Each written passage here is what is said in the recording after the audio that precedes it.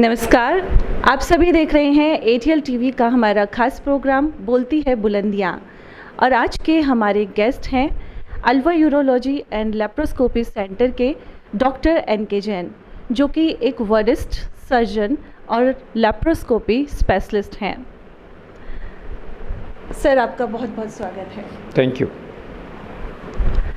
Sir, मैं शुरुआत करती हूँ अपनी इस बात से कि शल्य चिकित्सा हमारे भारत देश में ही शुरू हुई थी और इसके जनक थे सुश्रुत। और उस समय युद्ध में घायल सैनिकों के लिए उपचार की ज़रूरत थी और शायद इसीलिए शल्य चिकित्सा ईजाद की गई। मैं आपको ये बताना चाहता हूँ कि भारतवर्ष में शल्य चिकित्सा शुरू हुई, इसके अलावा अपने स्पेशलिस्ट चिकित्सा भी थी। अपने शुश्रूषक वगैरह यू वोंट बिलीव, वो लोगों की कटी हुई नोज़ को सुधारते थे। The plastic surgeon was well developed in our ancient times. धीरे धीरे somehow we lost it, but surgery began in India और साथ में हम स्पेशलिस्ट काम भी करते थे, लाइक प्लास्टिक सर्जरी एट्सेट्रा।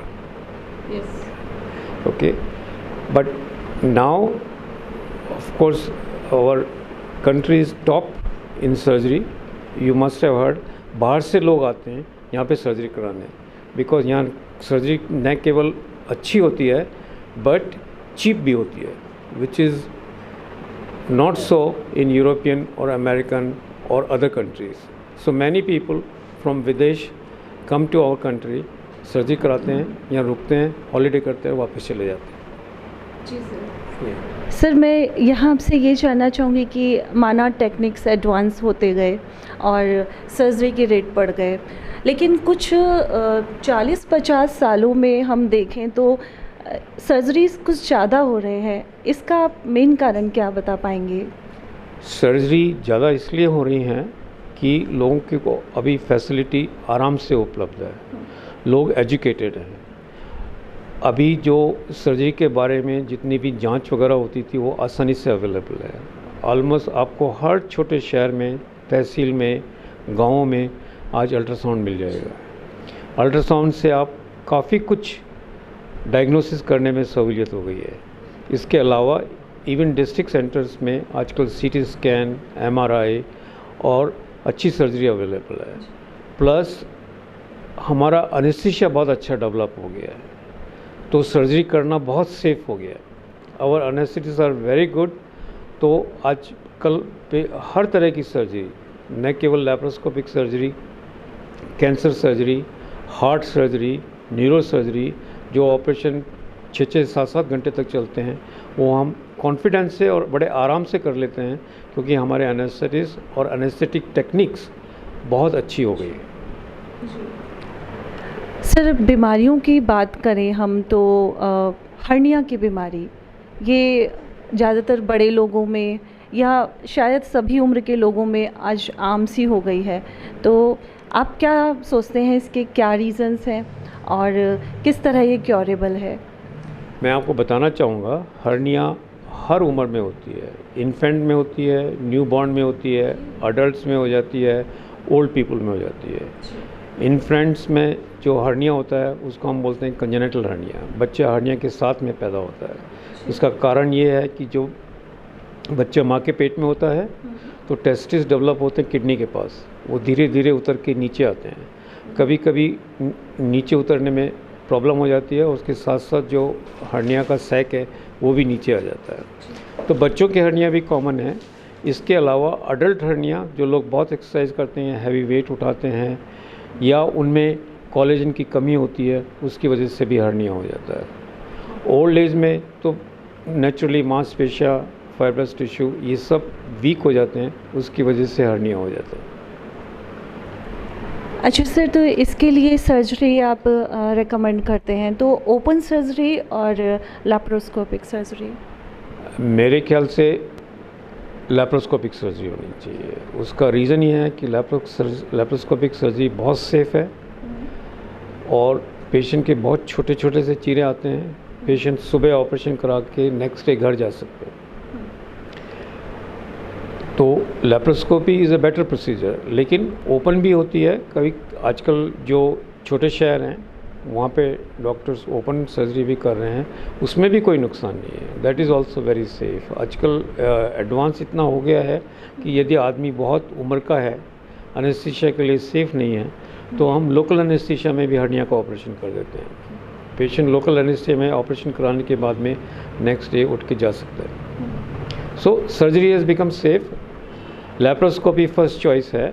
उसके अलावा यदि पेशेंट में और कोई कोमॉर्बिडिटीज़ होती हैं या और कोई कॉम्प्लिकेशन है तो ओपन सर्जरी भी की जा सकती है। जी, आफ्टर सर्जरी कितना पेशेंट को रेस्ट करना होगा और क्या क्या प्रिकॉशंस रखने होंगे? पेशेंट को rest in the sense bed rest तो करने की बिल्कुल ज़रूरत नहीं होती है। आजकल पेशेंट ऑपरेशन कराता है, सुबह शाम को उठ के बैठता है, खुद बाथरूम जाता है और चाय पानी पी सकता है। लेकिन ये है कि हम चाहते हैं कि पेशेंट जो अपना ऑपरेशन कराएं एटलीस्ट 1-1.5 महीने तक कोई भारी काम नहीं करें। But it is not a bed rest. Patient अपने घर में जाके आराम से घूम फिर सकते हैं, लोगों से मिल सकते हैं, टीवी देख सकते हैं, सारा काम कर सकते हैं और ऑफिस वगैरह जा सकते हैं। मैं आपको अपना केस बताता हूँ। मैंने अपना हर्निया का ऑपरेशन कराया डॉक्टर जैन से फोर्टिस हॉस्पिटल में। उन्होंने मेरा रात को ऑपरेशन किया, सुबह उठ के मैं गाड़ी चला के वापस यहाँ आ गया। So it is so safe, right. Sir, बात करें हम पाइलोनेटल साइनस की, तो ये क्या बीमारी है? पहले तो हमें ये समझाइए आप, और किस तरह ये क्योरेबल है? पाइलोनेटल साइनस बीमारी ये होती है कि दो बटक्स के बीच में जिसको बोलते हैं टेल एंड, वहाँ पे छोटे सा होल हो जाता है। उस होल की वजह से पेशेंट को पस, पेन वगैरह सब कुछ हो सकता है। जनरली ये हेयरी लोगों में होता है।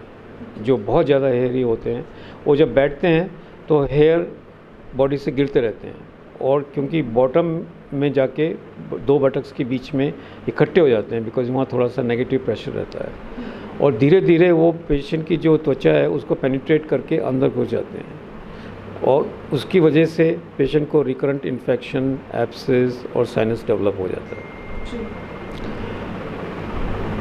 It is perfectly curable condition, और आजकल तो इसको ऑपरेशन से भी कर सकते हैं, लेजर से भी पाइलोनेटल साइनस को बर्न कर सकते हैं।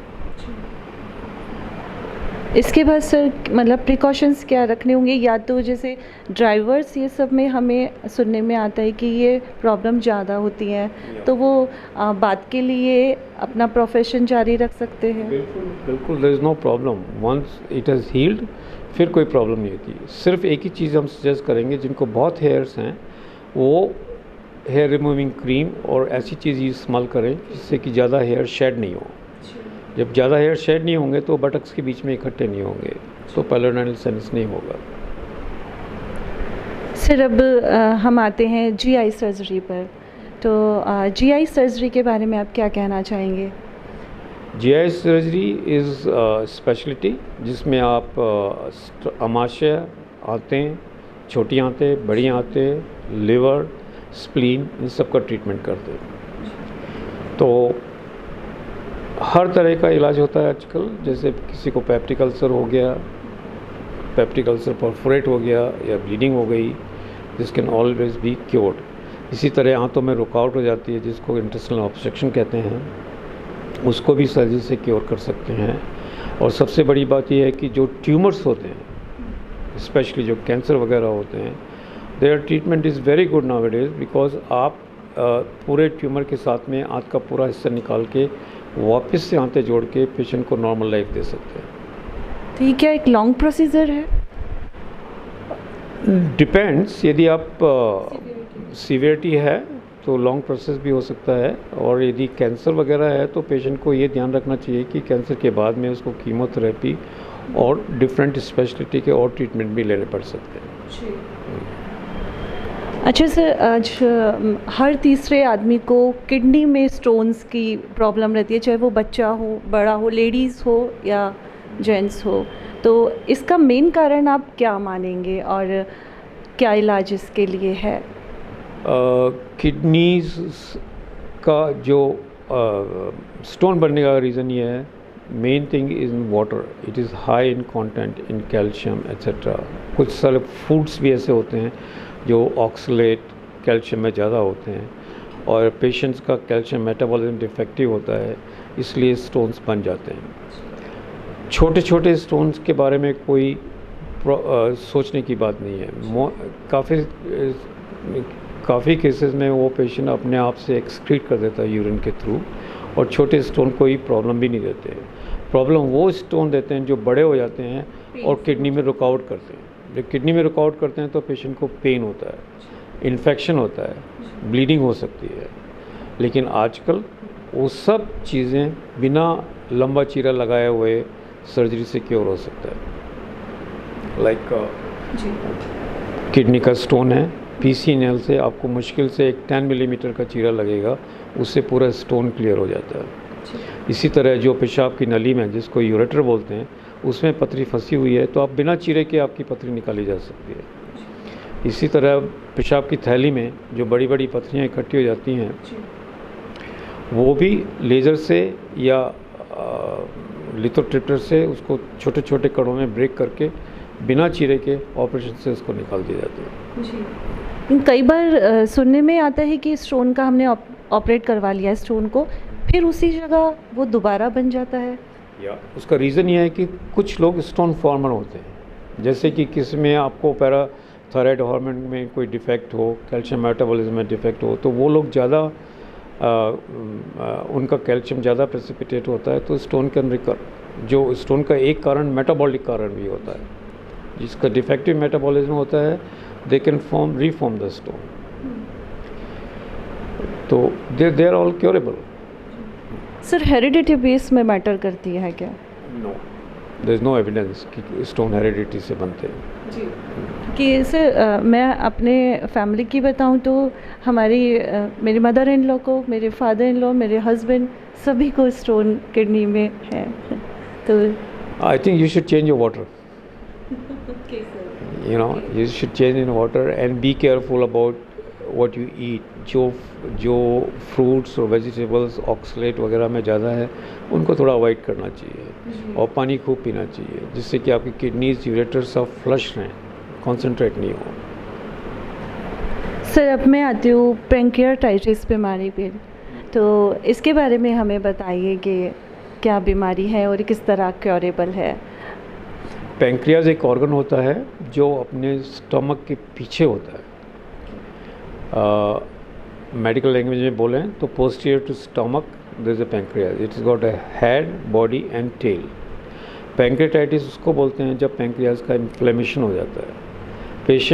पैंक्रियाज का इन्फ्लेमेशन होने के बहुत सारे कारण हैं, बट सबसे कॉमन कारण है gallstones, biliary disease and alcoholism. जो लोग बहुत ड्रिंक करते हैं उनमें pancreatitis is very common, because alcohol itself is a toxic substance for pancreas. इसी तरह से जिनको गॉल स्टोन्स हैं, छोटे छोटे गॉल स्टोन्स हैं, कभी कभी वो पित्त की थैली से निकल के पित्त की नली में फंस जाते हैं, और वहाँ पे पैंक्रियाज की जो नली होती है उसको ब्लॉक कर देते हैं, जिससे सीक्रेशन पूरा इकट्ठा हो जाता है और पैंक्रियाटाइटिस हो जाती है। फॉर्चुनेटली बिलियरी पैंक्रियाटाइटिस पूरी तरह से क्योरेबल है। यदि स्टोन फंस भी जाता है पित्त की नली में, तो आजकल हम दूरबीन के द्वारा, जिसको ERCP बोलते हैं, स्टोन को निकाल सकते हैं और पेशेंट की पैंक्रियाटाइटिस ठीक हो जाती है। साथ में यदि गॉल स्टोन्स बन गए हैं छोटे छोटे, तो पित्त की थैली निकाल देते हैं। पित्त की थैली निकालने से स्टोन पूरे निकल जाते हैं और पेशेंट को फ्यूचर में कोई प्रॉब्लम नहीं होती जी। इसके बाद नॉर्मल लाइफस्टाइल हम जी सकते हैं? एब्सोल्युटली, बिल्कुल। ऐसे ये भी जानना चाहूँगी कि कुछ लोग सर्जरी के नाम से सोचते हैं कि अरे हो सकता है दवाइयों से ही हम सही हो जाए, उसको वो सेकेंडरी रखते हैं सर्जरी को, ऐसा क्यों है? और इट इज़ प्रोबेबली इग्नोरेंस। लोग सोचते हैं कि सर्जरी में कुछ हो जाएगा हमको, या सर्जरी के कॉम्प्लिकेशन भी हो जाएंगे। ये मैं मानता हूँ सर्जरी के कॉम्प्लिकेशन होते हैं, हर सर्जरी के कॉम्प्लिकेशन होते हैं, बट ये तो ऐसा है जैसे आप घर से बाहर निकले और आप कार से टकरा गए, दैट रिस्क इज़ देयर। लेकिन नॉर्मली हम लोग रोज़ घर से बाहर निकलते हैं, सारा काम करते हैं, वापस आते हैं एंड वी आर सेफ। तो सर्जरी से इग्नोरेंस की वजह से लोग डरते हैं, बाकी सर्जरी में आजकल सर्जरी इज़ वेरी सेफ। आजकल कुछ ऐसे सिचुएशन आ गई है कि जहाँ पुराने टाइम में हम पेशेंट को मना कर देते थे कि ये इसका तो ऑपरेशन कराने से कुछ हो जाएगा, वो सर्जरी हम लोग आज आराम से कर सकते हैं because of advances in surgery. I mean you will be surprise to know, आपने सुना होगा आजकल बच्चा जब माँ के पेट में होता है तो भी उसके हार्ट वॉल की और इनकी सर्जरी हो जाती है। तो surgery is safe because technical advance इतना बदल गया है और हर रोज़ बदलता जा रहा है। So surgery has become much safer, ये लोगों को समझना चाहिए।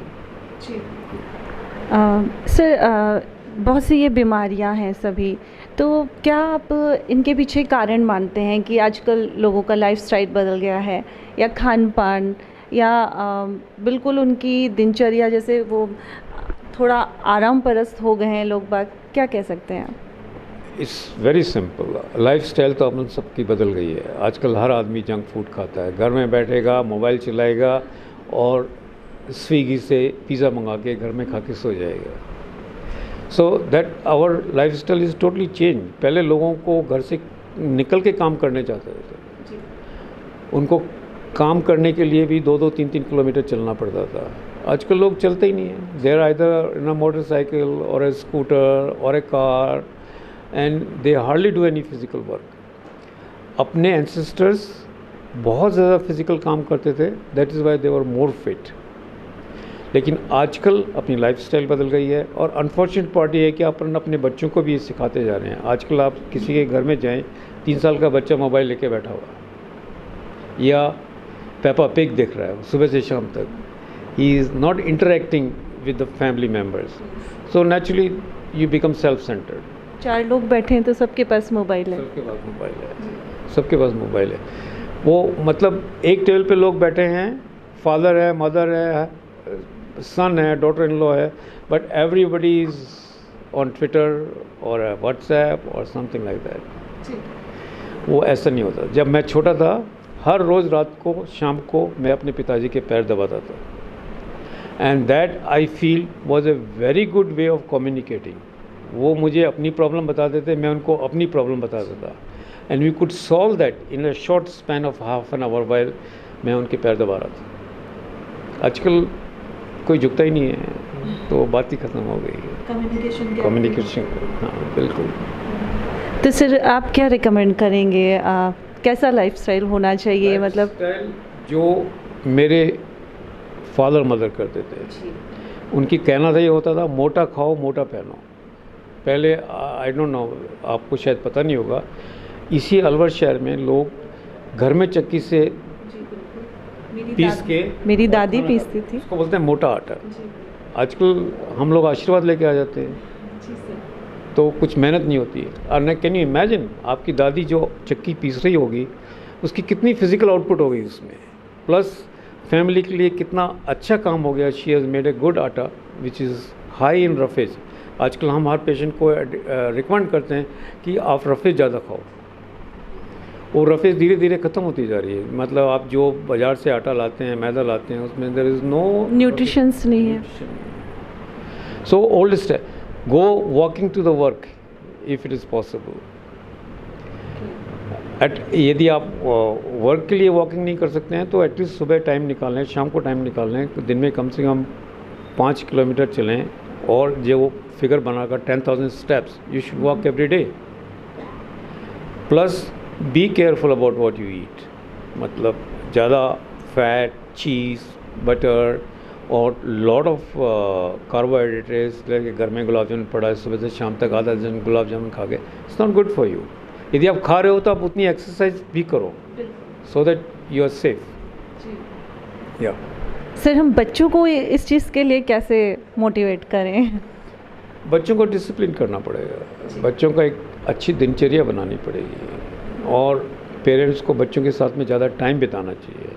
होता क्या है, आज mother goes to work, father goes to work, and child is left with a nanny, जो खुद भी टीवी देख रही है और बच्चे को भी टीवी दिखाती जा रही है।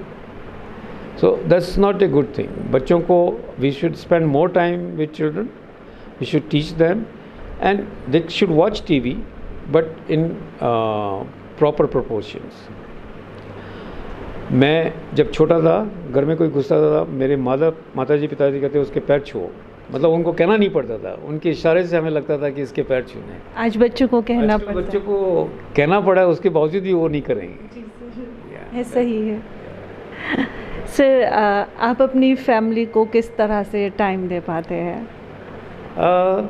आई वर्क, एंड जो मेरा बाकी का टाइम होता है always spend with my family. We go for holidays.